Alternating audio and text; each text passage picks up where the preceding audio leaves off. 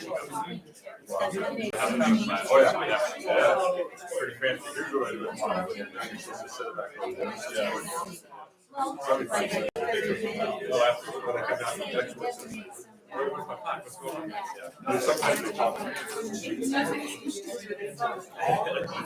It's mine.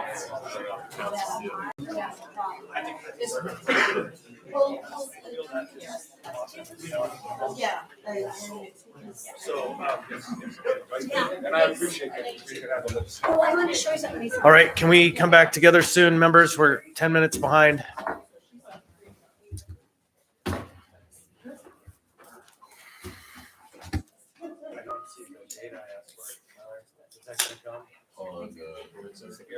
Improvements for the Permain Center table. We do have that. No. Can we put the slide deck up? There is a digital slide deck. Thank you.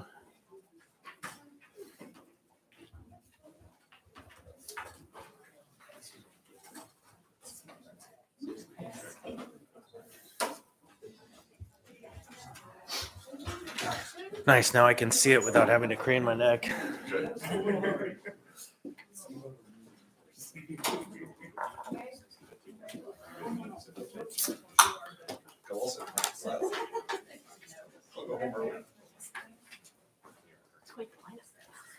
Yeah, feels like we got high power in the room today. Good afternoon, everybody. It is 1:07 p.m. Today is January 19th, 2024. This is a work session regarding hiring practices at the municipality. It's the preliminary conversation and what's probably going to be a number of conversations over the next several months about how we get in front of the recruitment and retention challenges that are happening across the country. And so the conversation is timely. I'm going to go ahead and start with introductions. Mr. Johnson. Zach Johnson. Kevin Cross. Karen Bronga, Scott Myers. Anna Brawley, Meg Zalatow. Christopher Constant. George Martinez. So go ahead. Tyler Andrews. HR Director. I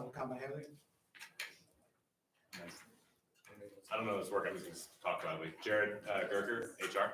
Thank you. And we also have the municipal manager and municipal attorney here. So we asked the HR department a series, on the phone, yes, Mr. Salt, the one who actually generated the majority of the list of questions that we handed off to HR. Mr. Salt, why don't I give you just a minute or two to make an introduction about why you wanted this work session? Yeah, absolutely. Thank you. This work session started out of a couple things. One, we know that several departments, the municipality as a whole, is having a hard time finding and retaining staff. Also, at several of the meetings, CED, CCC, the planning zoning group, APD, the fire department, and a few others have mentioned some of their concerns and praises of the hiring process. Different rough points. So the intent of this work session was try to, one, educate everyone on the process, requirements, and ownership of that process, and two, find those rough points and see if there's solutions being worked to one, make it easier and faster to hire employees. Some of the examples that were given were, I can make an offer to, I can select an employee to hire, and the time it takes me to get that offer to them, the employee accepts another job. Others relate to pay, which we can't fix in this work session. With that, I'll turn it over to the team. All right. So why don't we hand it over to Mr. Andrews, Tyler? Great. Tyler Andrews, Human Resource Director. Who advances the slides? Great. Thank you. All right. So first of all, I want to say thank you for inviting us so we could talk about these issues. And special thanks to Member Rivera for encouraging me to go to the AML conference. There was some really great data there. I'm going to use some of that, and I think it really sets the tone. I want to thank my staff for working pretty hard over the last 5-6 days to get this stuff ready. And so with that, I'll begin. So let's go to the first slide. I think one of the things that we need to do here is set the context. And there's some really great data presented by Dr. Kevin Berry from UAA about what we're facing at the ML conference. I borrowed two of his slides, properly attributed. And so the first one, I'm going to walk us through. So this is labor force participation. The blue line represents ages 25 to 54. So those are the prime earning years. These are when people usually are pretty well trained and they are very productive. And you can see that in that age group, we have about 80% participation in Alaska. I want you to hold on to that number in your head, 80% for that very key group, 25 to 54. The average, that's the pale green line, is about 67%, 66%. And that includes both the blue and the orange gold line there. Folks in the 55 and over, you have a lot of people who are productive working there, but you also have people who are leaving the workforce for retirement. Okay. So here's the next slide, please. We're going to focus on that 80%, right? That's the prime area where we should be finding workers. That tells us 20% of those folks we would hope would be available. But based on the analysis and research from Dr. Berry, 18% of those folks that we would like to be available tell us they have something else better to do. They are parenting, they're going to school to get training, they may be disabled, they may be retired, they may be caring for elders. So that just shrank the pool where we had hoped there'd be 20% for us to go after, folks who are not working, but they have something else they're doing. Now, other things could be driving some of this, right? Childcare issues, the availability of childcare, the cost of childcare, all those kinds of things could have somebody say, gosh, it's better for me to stay home than work. The next piece, the 2% that all employers are squabbling over, those folks report to the Bureau of Labor Statistics, well, they're interested in working, but they haven't actually looked for a job in the last year. So that's kind of questionable how interested they really are. The next bit are folks who they're not available to work right now. Maybe they're looking for a particular type of position. They're looking for something that's supervisory, management, commission-based. So whatever we have doesn't fit their need. And then marginally attached, that's oftentimes people who are looking, but they don't necessarily have the skills for the types of jobs they're looking for or that they're applying for. So what this tells us is that we're in a demographic storm across the nation where the supply of workers is pretty weak. And what's going on in the market? Well, we're busy stealing from each other, right? Most of the people who come to work for us are leaving another employer. The folks who leave us are leaving for another employer. We have some data on that. We'll get to that. So I wanted to set the tone. The availability of the labor market is not like it once was. It hasn't been that way for a long time. It's gotten worse. So the opportunity for us is to get people either to come out of school. So younger people who are maybe working through high school or college, that's a prime area of folks who aren't yet in the 25 to 54 category. Or we've got to position ourselves to play in the market where we attract people from other employers. Either we attract them with a better benefit package, better salary, job opportunities where they think they can learn something from us that they'd like to sell somewhere else later, or that they'd like to sell back to us later by promoting within. So I wanted to use that data to set the tone. I thought that this was a really meaningful presentation. If you'd like to see the rest of the presentation, it's on AML's website. They put all the conference presentations up there. There's some other detail, but these were the two most poignant slides out of the package. All right. Next slide, please. Here's another way to look at it, kind of over time. So over the last 10 years, if you look at 2013 and the Alaska-wide market, this is Bureau of Labor Statistics, US, there were almost 2 job seekers, 1.9, for every position available in 2013. Obviously, it drops really low right before COVID in 2019. The COVID pandemic period is strange, so it peaks.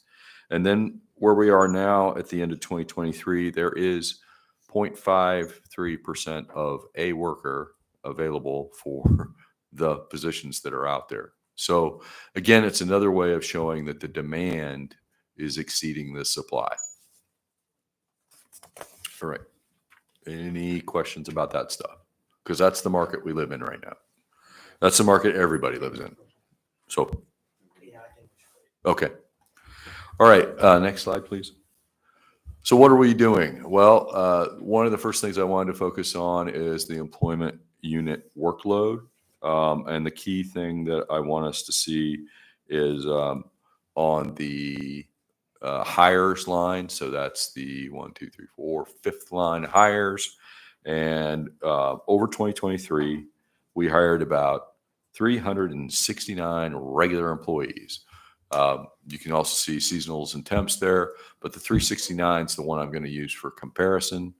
You also see that we created 733 postings and other employment actions, 816. This is a staff of 5, and this keeps those folks really busy. Next slide, please. This one's really kind of painful to read on the slide on the screen. Basically, the first column is how many. So these are the mean days it takes for us to get things done. So to get the requisition started, that's a joint activity between the hiring agency and HR. It takes about a day to get that process started. The median on the approval process to get it posted, 4 days. The posting time and then to the first referral to the hiring agency is 19 days in the median, median, excuse me. That also includes the posting time, which is usually between 7 and 14 days. Once they have the applicants, they are with the agency for 18 days. This is where the agency is screening, scheduling interviews, holding interviews, and ultimately making their decision about which candidate is the best for them. And then after that decision is made, we're about 11 days in the median for the processing of the background checks, all those things that happen post-offer, any additional negotiation on the offer, and that leads up to the orientation. This also covers the notice period. So because we're hiring most people away from other employers, and most people want to leave their previous employer in good standing. So that's anywhere from 2 weeks. And if they're senior folks, supervisory, managerial, executive, could be 4 weeks before they're able to come on board. So that 11 days includes a good chunk of that notice period for most of the people we're hiring. The notice period, we have little or no control over that piece. So that can extend out the 11-day period. And the 19-day period where we're in posting, we don't have any control over whether or not people actually apply for the job. So of that volume of work, it takes us about 6 weeks from start to finish to get the whole thing done and get the person to orientation, including the notice period. Remember in the final box, those background checks, that varies wildly depending on what kind of position we're filling. And some of our positions require very extensive background checks. Whenever the person is, we don't really have any, well, we do have some folks engaged in custody, but oftentimes we have, whenever the person's engaged in care or custody of a kid, a child, an elder, someone else who's vulnerable, the background check gets more extensive, right? Whenever the position is a position that's a financial position where there's money handling, then there's an additional background check on that. So that's basically where we're at on the hiring process, the amount of processing time that gets used. You can see there's a balance between how much HR does and how much the agency does. And remember, I just want to remind everybody, medians mean that half gets done in this time, half takes longer, right? So question for you on that. Go ahead. How do you generate that data of the median? It's not listed there. Normally you'd have as demonstrated by, That comes out of our SAP, out of the NeoGov system. So thanks. when the requisition gets formed, we can track all these steps. So where that that's comes from. everything starts once it goes into NeoGov. Correct. Okay, thank you. And who inputs into NeoGov? A lot of different people. It all depends who's got the transaction. So Is it the department that's hiring or the HR department uh, that enters into NeoGov? the department that hires, Okay, thank you. but it also depends which step you're at too, right? Thanks. I had a question for Ms. Brawley, but I think that's on a future slide, right? Yeah, Good. okay, so go ahead. Yeah. All right. Now I want to go back. Next slide, please. So remember that number I asked you to hold in your head. It's actually on the slide, 369. That's the total number of hires that we did last year. But we also had 374 separations. So the quick math says we're in deficit, right? We did not replace all that we lost in 2023. So the orange blocks give you some representation of what those separations looked like as far as years of service with the MOA. And we'll just talk about the most glaring block because that's the important one. That tall one there, 189, those are folks who left us in the first 3.5 years of employment. Unfortunately, 107 of those folks were people who had less than 1 year of service. So they were relatively new employees that we got on board and then they left us for another employer. And I just wanted to make sure, how do we know they left us for another employer? Well, the data point there is if someone goes to collect unemployment after they've separated, either voluntarily or involuntarily, those of you who are employers know, you get a notice from the Department of Labor that says, hey, tell me about the start date. When was the separation date? Did they leave with severance or vacation or any of those kinds of things? We don't get a lot of those. So that tells us that that's a pretty good analogy for they're leaving us for another employer. They're not just quitting to go home on the couch. Well, whether they're leaving us for supervisory relationship, promotion opportunities, or wages, we don't know that. We'll talk more about that issue later.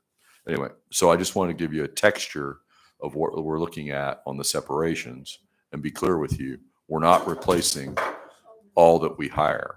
So part of our issue here is not, we're putting a lot of effort into hiring and people want to come to work for us. People are interested. We wouldn't be getting 7,000 applications without interest. But clearly part of our issue is retaining those people we get on board. Anyway. There are a couple questions on this item. Ms. Zalatil. Thanks. This question actually came up with your posting slide, but it's relevant here because you're using that 369 number. So some context for that 369 number, right? When we start the beginning of 2023, we don't start with 0 vacancies either. Sure. So our separations of 374 is added on to already a number of vacancies, right? So on January 1, 2023, we had X number of vacancies that were Right. unfilled, active potential jobs within the municipality. We also added on 374 separations, but we got 369.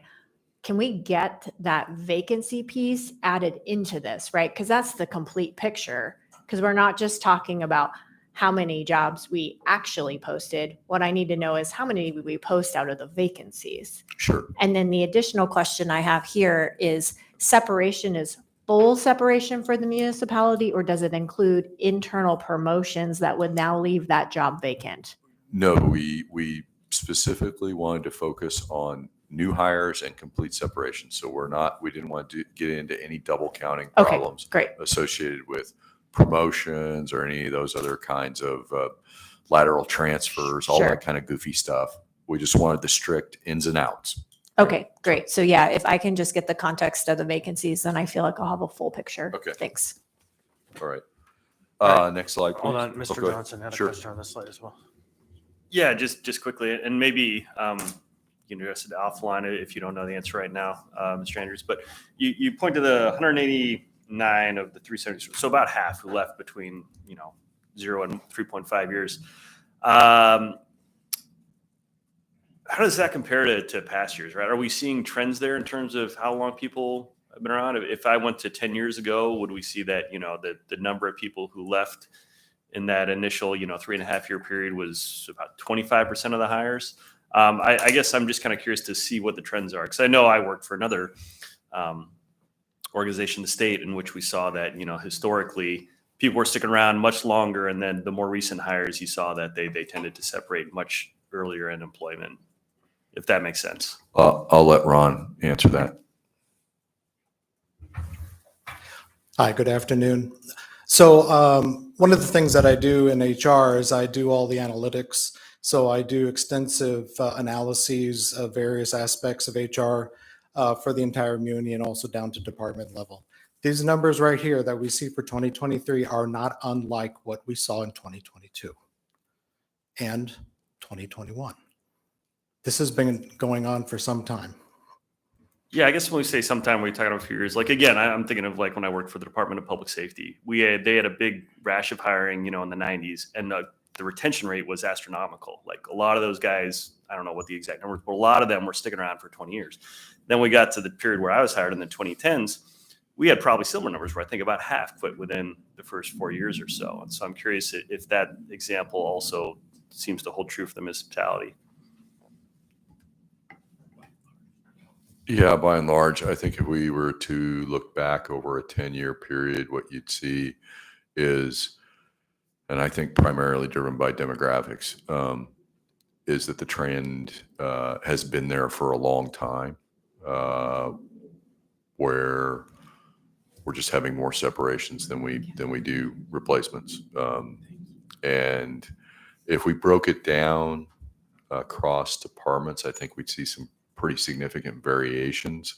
For today, we focused on citywide data. So yeah, but it's a trend that's been there for a while. And so. Yep.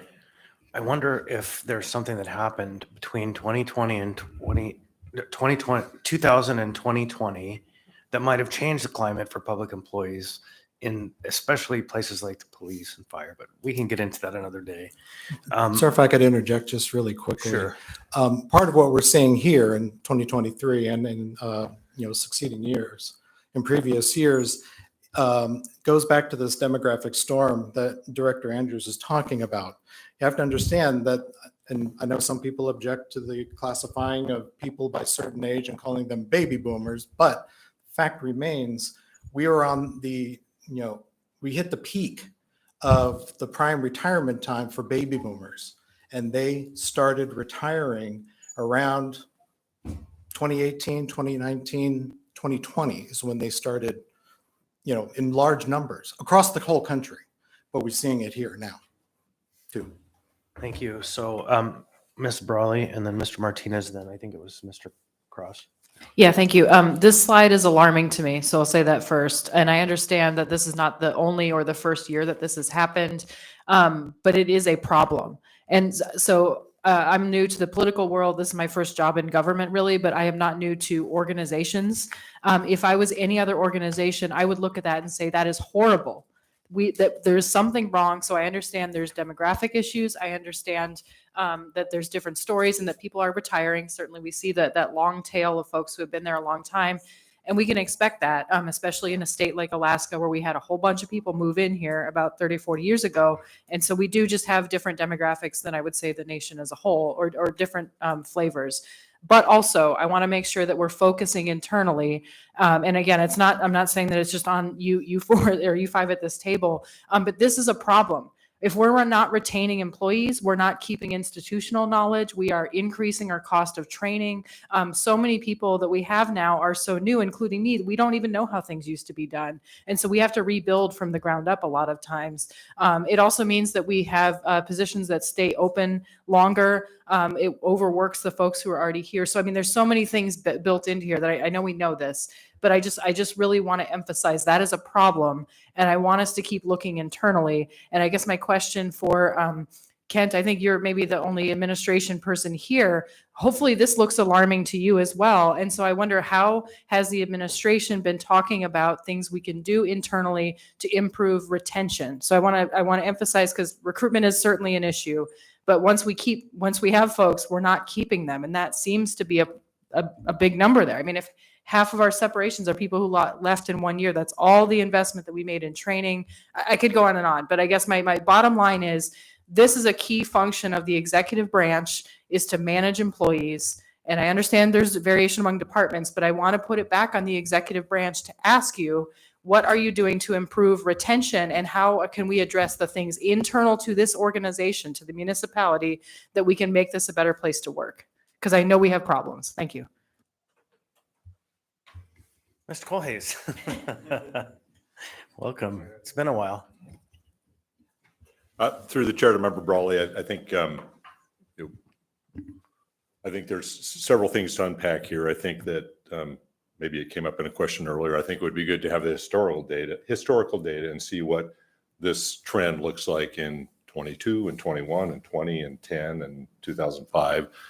Because I think, and I'm not making excuses, but I think it is not uncommon that in the first year of employment that people leave. It's not the job they expected, whatever that may be. Having said that, I think some of the things that both the Assembly and the administration have been working on and are interested in continuing to work on are addressing pay. I think pay certainly has probably more to do with recruitment than retention, but pay has an impact on it.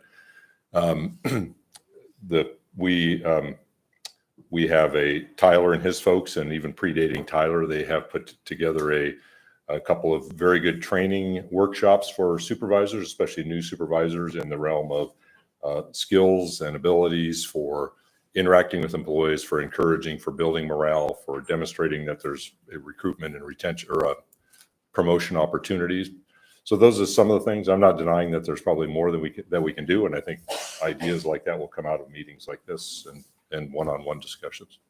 If I may, I think based on what we're seeing with the lack of data coming from the Department of Labor that tells us these people are going to find another job other than us, I think pay is a huge dissatisfier here.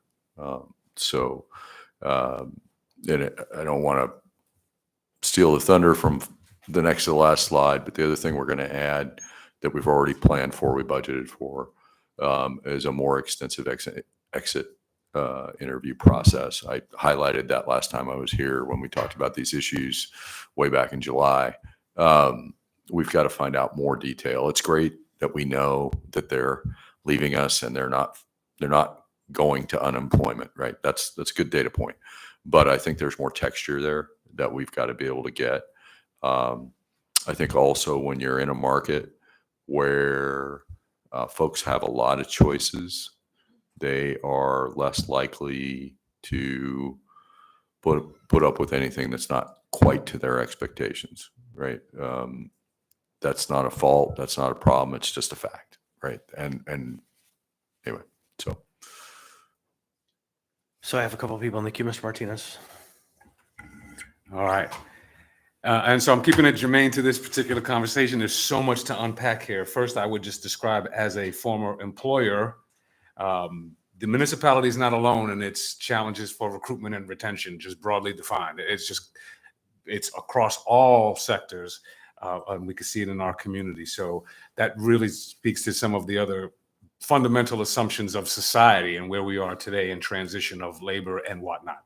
So I think those questions are bigger and more and very interesting questions that folks can continue to explore, but I wanted to put that fine point on that.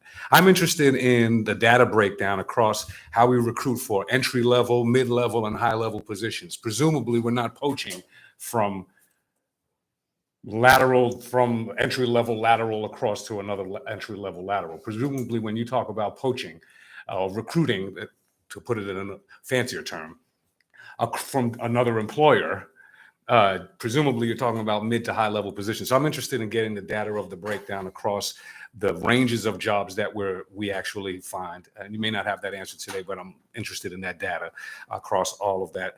How much work we put into each one of those categories. And to the question earlier you described, and this may be a historical perspective, a part of an analysis as well. You mentioned, I think, high school students. Okay. What I know is that the most important cradle to career pipeline has not been built. It has not been a strategy of this municipality. It's not been a strategy of state government. So when we talk about being an employer of choice is what we're describing here. There's a difference between being an employer of choice for a high-ranking lateral poach or being an employer of choice for a graduating high school student from one of our most culturally diverse high schools in the country, let alone the others. So I'm interested in really making sure that we have an understanding of what does that mean to each category. They may be differences, and you describe those differences across the age brackets and the differences. And so my presumption is that the communication and the narratives to each bracket might be very different. And you might have some intergenerational challenges with those differences as well. But I'm interested in the historical relationship between the pipeline of high schools as an employer of choice, entry level, and have we always just been failed at that? Do we have a good time in the past where there was some recruitment happening with more regularity and we could see a pipeline? And I think that that's an important area for my own analysis, especially when we consider that the school district is moving into this academy model. And I know the municipality is front and center at those particular conversations, but looking at it all without the breakouts of these particular categories, I think it will miss a lot of the nuances to the specificity of the generational questions at hand. So I just wanted to put those things out there and offer those data suggestions because I think those are important for us. That's a lot. Yeah. I think, first of all, part of our strategy will always have to be what I call crawling back up the supply chain. Because if we're not reaching out to people who are not already working, so if we're not reaching into that age category that's 25 or younger, then we're missing an opportunity. That's obviously why we're front and center with the school district, participating in the academy program as it develops. It's not there yet, right? It's still in its developmental stages. We have different folks participating outside of HR in the active operating departments that are participating in the technical groups around forming different parts of that program. Obviously, we're participating in their bigger events. So that's a must-have, right? You and I have had a previous conversation where you suggested we kind of get ahead of it where we can. I think we need to do that too. But that's going to require some changes, right? We're going to have to recruit at the lower level, at a trainee level in some cases. And we're going to have to do some supervisory education because as your question notes, bringing in that younger, less experienced worker is going to create some challenges that we need to get used to dealing with and that we're not currently dealing with very well or at all. Anyway, so yes, there's a huge difference between how we position ourselves for newer workers who are less experienced versus more journey level folks and by the way, to answer your other question, poaching occurs both internally and externally. So I went to the job fair, I know. I have my eyes on some people. Yeah. So be warned. The entry made in high level breakouts. Yeah. Mr. Cross. Thank you. When I started on my wild venture of entrepreneurship many decades ago, I took about 4 times I took a class called Recruit Select, which was how to recruit and select talent for any organization. It was the best class I ever took because you can apply it to any business. One of the things that we always did when we had employees, we had a 30, 60, 90. So there were different key conversations we had during the first 90 days of someone's employee to make sure that we're meeting each other's goals and expectations. But one of the most critical ones we had was an exit interview, which is when somebody exits. And that's when you own a business, you have to come to terms that people are going to enter and exit your life. Typically, it's every 5 to 7 years because things change. And so we understand that this relationship is temporary, but how do I help you in your life achieve your goals? And then likewise, here's our goals. And we try to work together during the time you're here. But the exit interview was critical because when they left, you would say, how did we either fail to meet your expectations and what can we learn from that? Or, or is it something that's happening in life? Because I really think it's success or failure in any relationship happens one conversation at a time. The conversation is the relationship. And even if one isn't going on, they're having one without you, right? And so that resentment builds up. So are we having exit interviews? Are we analyzing and sitting down with someone and saying so that we can make sure that, because that's the quickest way we can make adjustments. So exit interviews, I think they're important. I agree with you. The city does not have an infrastructure around that. We have some folks who do it naturally because they're good supervisors and managers. That's why we're putting in some infrastructure for that. That's why I mentioned that earlier, because we've got to queue more people to do that. So that's the primary tool we want to do that with. There are some folks out there who are doing a great job on that. I know they do it every time. I've seen their results, and it's really important. Yes, you're correct. We need to collect that. That's why we're making the effort to do that. But there's been no infrastructure from the past to rely on. So we don't really have habits around that. We've set up a template of questions. We want to get our automatic notice in there so that we can offer that to everyone who separates. But we've got to do it in a timely fashion, right? It doesn't do any good to send them the questionnaire 2 weeks after they already left you, right? So we've got to get notice once they give notice to get in there and get that, 2 weeks, a week before they go out the door, because that is a key time to get information, right? They don't owe you nothing, right? If it's set properly, it's a great environment for getting the truth because they're out the door.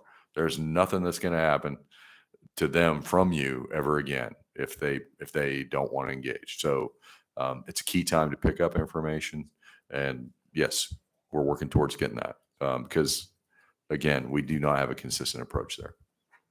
And in the follow up to that, one is there's been many articles recently that across the United States that they're going to skill-based employment rather than education-based employment, which is lowering the equation for bachelor's degrees, et cetera, in departments.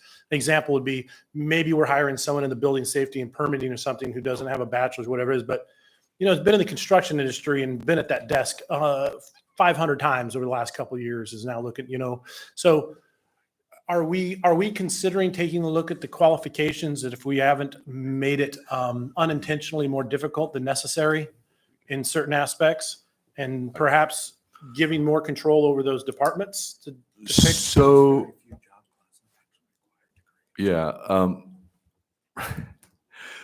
what Ron said is there's very few job classes we have that actually require a degree. We have strong substitution language in a lot of our job descriptions, but what the difference is that we've got to start recruiting at the lower level, because then the substitutions work better. But that takes the burden and puts it a little bit more on the supervisor, because they're going to have to work on some development stuff there. The other piece is, and we've talked about that with the permit center, we want to bring back the concept of, it's a government concept, they're called flex positions. So you tell the person when you hire them, the skill-based proficiency, if it's demonstrated. So there's a certain period of time and grade plus demonstrated proficiency, meaning you'll be very familiar with this from the craft. I need to see you do that task. Once I've seen you do it and it looks like you do it well, check, you've got demonstrated proficiency. Medical field uses that. A lot of the crafts use that. So you combine those two things and you say, okay, over this period of time with this demonstrated proficiency, we can promote them in place.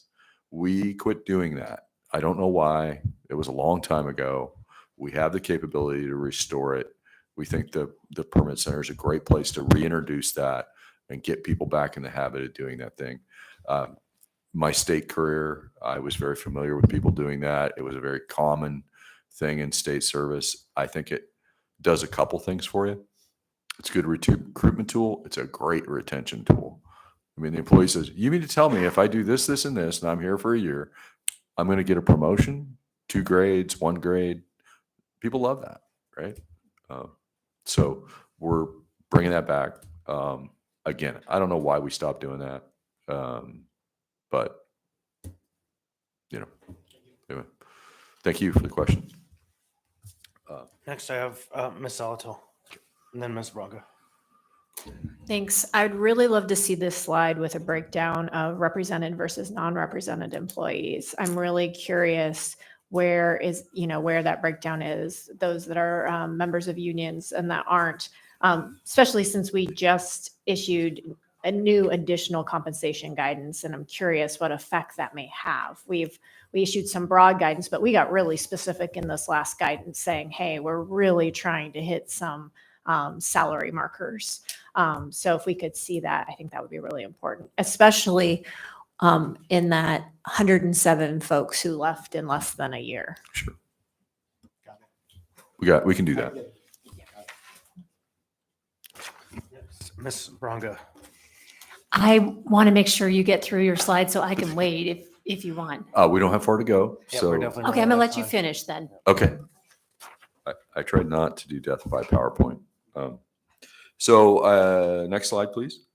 You had some questions about the classification unit. This is the only slide we're presenting, and I need to make sure that I update it. So, so this will give me the opportunity to talk a little bit about classification generally. It's a big job. There's 4 people in there. And a lot of people misconceive that classification is simply updating and registering position descriptions. It is a lot more than that for a couple of different reasons. I'll hit the most difficult one first. Classification is the backbone of how we maintain SAP.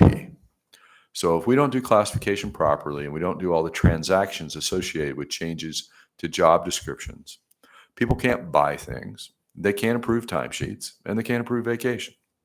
If we stopped running the classification system, things would come to a grinding halt relatively quickly. So they have a very key administrative transactional role. It's mundane, it's tedious, and somebody's got to do it. So that gets me into the meat of what we actually train them for, which are the 4 food groups you see there: modifying positions, creating positions, modifying organizational units, and creating new organizational units. Those are all big pieces of work. The smallest numbers are the biggest pieces of work. So if we have somebody say, hey, I want to modify my organization, move some positions around, change some reporting relationships, often they think they're adjusting 2-3 position descriptions. Well, if that organization has 40 people in it, we're touching 40 different classifications because we've got to make sure that all those things line up. So that is a lot of work in those last 2 categories. The other piece that I want to hit on is there's a piece of classification people don't like. I get it. We're the government. Governments use classification for accountability and fairness so that the employees have a reasonable belief that the work I do that's graded at a particular grade is equivalent to someone who does something else that's different than what I do, but it's in the same grade. So you have kind of a fairness issue there. The accountability issue is clearly classification could be used to pump up a job grade and thereby pay more money. I don't think our classification system is broken in that respect, but when our compensation, I've said this before, this is nothing new. When our compensation program is lagging, well-meaning, thoughtful supervisors and managers that want to recognize their employees for really great work and for stepping up. So this is not, they're not evil, they're not wrong.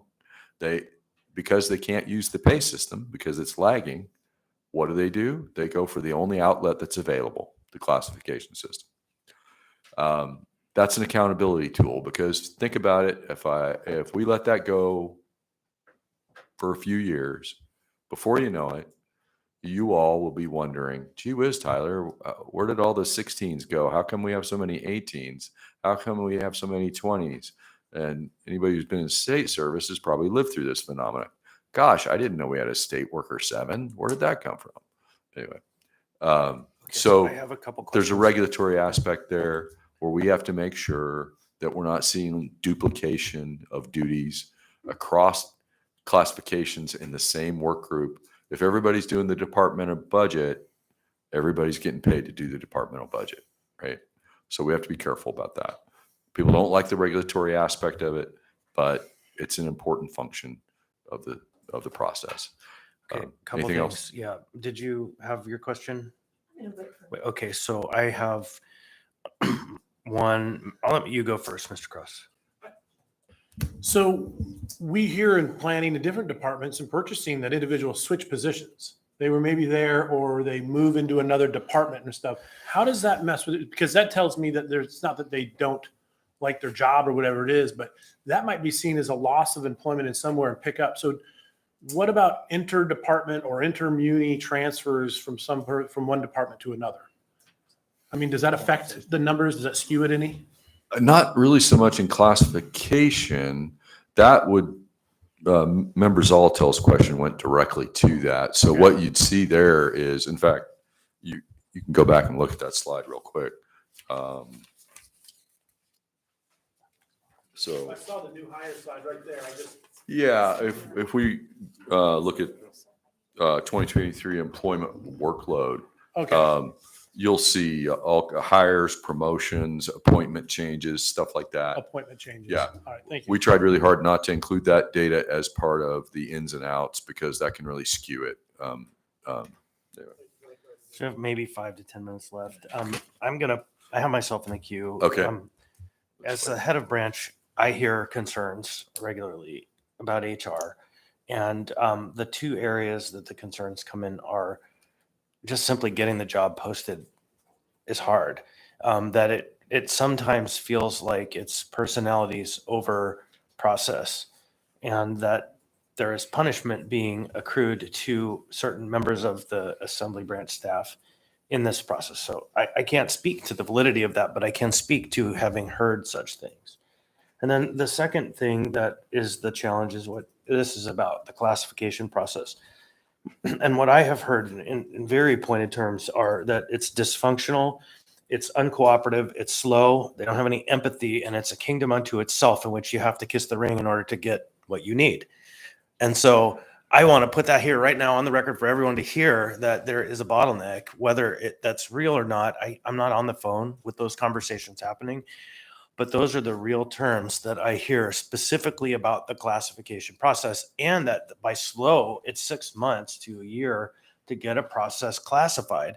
And how does the municipality operate when we can't get jobs figured out in a timely manner? Because there's no argument that 6 months is timely, even if it is as challenging as going through 40 pages and updating language and making sure the people in the job are doing what they're supposed to be compensated. And so first is that you can speak just to the impression. And then the second is, how do we fix this? Well, first of all, I want to add one more number to that slide because just as I was coming down here, I learned that we did not capture all the data. So these are the transactions that come through SAP, but people also informally request work that becomes actual work in those categories through email. We're going to have to change that tracking system because that doubles the number to almost 800. So it's a huge volume of work. It's on demand. We don't say, hey, you only get one of these per year. There's no limits on how many times people request things from us. As far as ring kissing, I will be happy to address that. I have said this in staff. I've said this to the mayor, and he's been there when I've said it to my coworkers. If you ask me to move you ahead in the queue, then the 26 other directors that you work with they're going to have some of their stuff move backwards in the queue. So we don't do that. So kissing the ring will not get you anywhere. I want to be perfectly clear about that. I'll be really clear. I don't think anybody has suggested Tyler Andrews is the staff in charge of classification. Right. And so I want to So, be really clear. I'm yeah. not pointing to the director of the HR department when I make those Okay. comments that have been shared with me. Again, I'm not generating these. I have never once filed for classification, and I promise I will never do that. So I think that it is a bottleneck in some respects. Difficult to the SAP piece, has exacerbated the bottleneck over the years because there's so much transactional work that comes after they do the analytical work.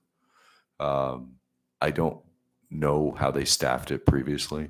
So, but we actually had a person quit because they didn't understand that they were going to have to do, they thought they were just going to be doing some fun analytical work and they thought that'd be great. And then they learned that, oh, by the way, you've got to do all these transactions afterwards. And they're like, yuck, I don't like that. So that's a huge piece of work. So it's the sheer volume of it all that really makes it a bottleneck. Is it staffed appropriately then? I don't know the answer to that. Obviously, you want to add, Ron wants to add. Regarding the classification unit, on the 1st of January, 2019, there was exactly one employee in that unit. And that was 2 years, about a year and a half after SAP was implemented. So a tremendous backlog occurred. From January 1, 2019 forward, they have been staffing up fairly consistently. So they got up to about 5 last year, and then they lost a position. So they're at about 4 right now. They lost a position or a person? Position. It was moved out of the unit. But I was able to see when I analyzed the workload data out of SAP that there was improvement in median cycle time to complete transactions as the staffing did go up. Logically. If they had more, could they do better? Yes, probably. But I don't know how. There's lots of other priorities as well, but definitely that there was a clear relationship. So I'll just come back to say that the place I hear the two most numerous concerns are getting jobs so that people can apply. So from the position implementation in NeoGov step 1 to step whatever 6 weeks later on the median, which God knows what the extent, the outlier would be, the end of the bell curve. And then the other is the classification. I generally, when it's labor time, I do hear some concerns about labor, but those are generally, just labor grosses. And so those are easy to understand. So these are the two areas. I don't know if anyone hears of any other more specific areas in the HR process that are creating headaches for folks. Okay, I'm not hearing that. So those are the two that I bring specifically to you now. So Thank you. Then I have one last question I had asked for the work session. On the permit center, Jared. Yep. And so the question that I had asked for, and I had asked for it weeks ago, which now is an opportunity and a very opportune time to hear it, is I had asked for detail on the number of positions that were posted through the NeoGov process for the year for the permitting desk or some cognate. I didn't read that specifically, but Jared, can you give us some understanding of how we have attempted to staff the permitting desk? Yeah, Chair Constant, thank you for that question. I can tell you that right now, the vacancies that have been in question at the permitting center for the permit tech ones, that's 2 of them, they are filled as of right now.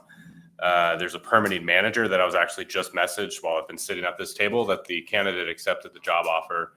And then the final remaining position is a plan reviewer 2, which is posted, but there are no current qualified candidates in the pool.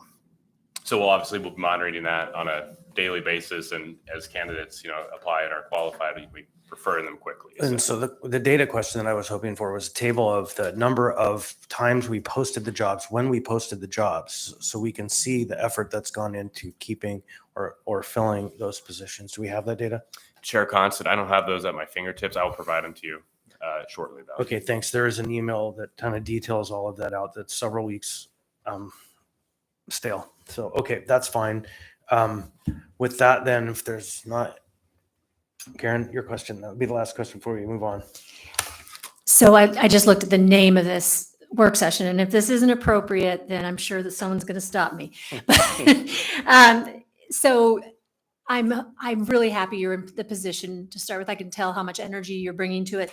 I was wondering about dovetailing on Mr. Martinez's comment. Have you tried like a paid internship trial period? That length of time that it takes to onboard, you'll lose the younger employees that are trying, they need to work now.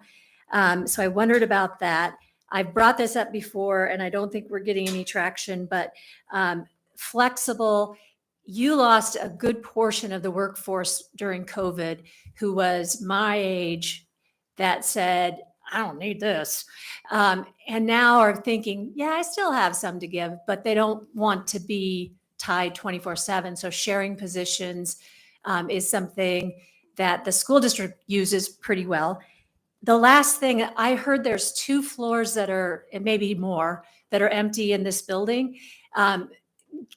Making this a place that you want to come because there's a daycare center or there's a cool restaurant on one of the levels that you could take a break and chat with your employees, all would be, I think, great ways to attract people to our workforce. And then the last thing is ASD did this a few times, like they front loaded those lower range salaries to get them in the door, where they didn't move the higher range a couple of years because they wanted to get those first 5-year people in and paid well. Thanks. Those were just I suggestions. would put that in the category of, can you generate for us a list of potential creative solutions that aren't just linear, more staff to hire or more money to retain that might actually be effective at retention and getting people in the door. Okay, so Yeah, can I for a put that on future my meeting, yeah. potential solutions list? Yeah, please. Do you want me to cover the last 3 slides real quick? Sure. Okay. So some things we've been doing. Next slide. Efforts to streamline the hiring process. We've eliminated a lot of the supplemental questions so that if they're not directly related to an MQ, we've skipped that to streamline it so that more people can apply and so that more people can be referred to hiring managers. This is a big one. It doesn't seem like much, but some employers, when you have big pools, so much of their ethos is about screening people out. And so our ethos has shifted to screening people in. Sometimes we call people and said, hey, you want to complete that job application? Hey, are you sure you answered that question right? Let's get you in the pool if we can.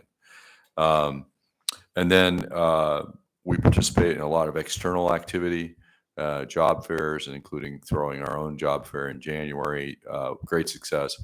500 people came through the door. We had 17 municipal departments, 90 external employers. I think it's kind of like Home Depot and Lowe's. If I don't have the right light bulb, maybe they do. So it's great to recruit together, even though you're with your competitors. I think gives you better symbiosis. Organizational realignment. The employment division, those are the folks who handle the recruitment process. We have completely restaffed that over 2023. There were some vacancies when I first got hired. We had some folks who didn't like the way we were changing processes. They needed to make a choice. So we're fully staffed, but that also means we're doing a lot of training right now. And then we've added the municipal recruiter. This is one of your questions. I think I'm really excited about that. He's been on for almost a week now. He's doing a great job of meeting people. It gives us a piece of horsepower we've never had before. And that what I call that is filling the bucket. And lots of times organizations like ours have not put effort into that. The person we were able to hire is a skilled recruiter. They've done it other places. So I'm excited about that.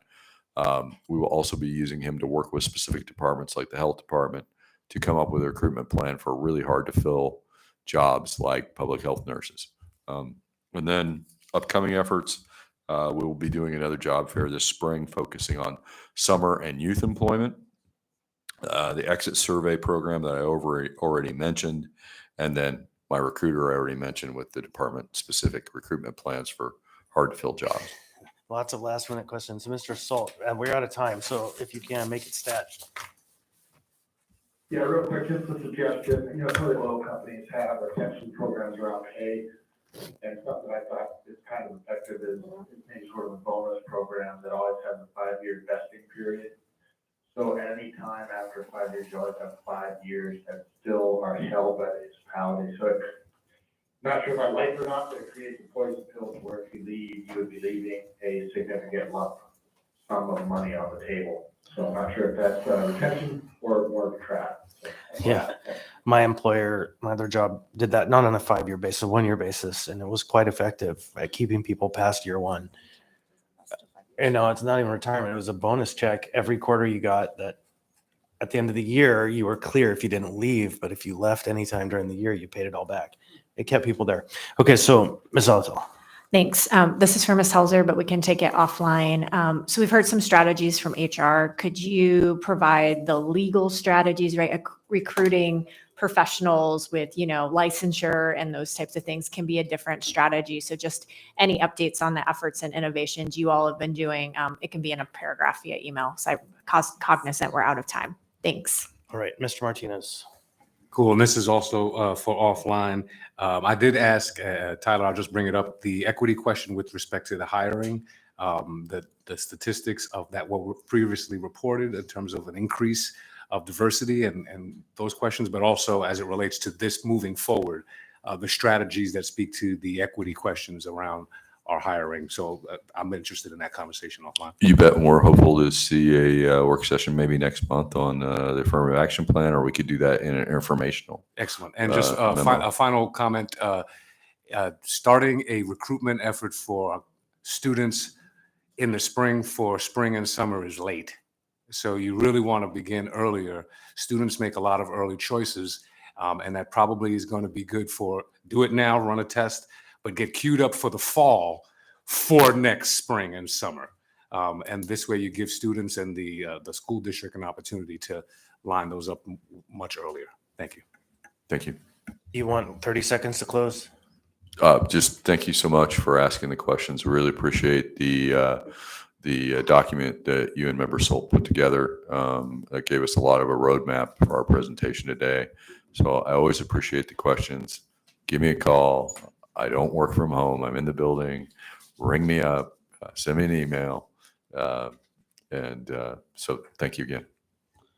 All right, thank you. With that, this work session is adjourned. We'll come back to order at 15 after, 5 minutes late.